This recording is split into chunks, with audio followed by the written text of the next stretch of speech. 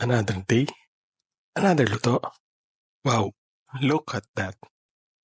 Luto lang tayo ng lelot manok o arroz caldo. Abe ko, kanya mana. Tara, lutuin na natin. Yan, bali naglagay lang ako ng mantika sa may na pan. Magigisa na tayo. Una ko nga pala yung luya, sibuyas, bawang, tanglad. Yes, nilalagyan ko ng tanglad yung arroz caldo ko. Lagyan na yung manok.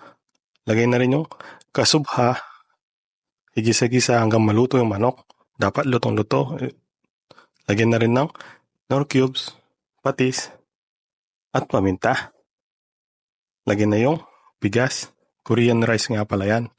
Para malagkit na rin. Kaya no need na yung malagkit na bigas. Lagyan na ng tubig. Pakuluin hanggang maluto. Ito yung namiss ko Kaya niluto ko. Bilang isang OFW, mamimiss mo talaga yan. Paki-comment naman sa baba kung approve sa iyo yung niluto ko. Tara, kain po tayo. Follow for more.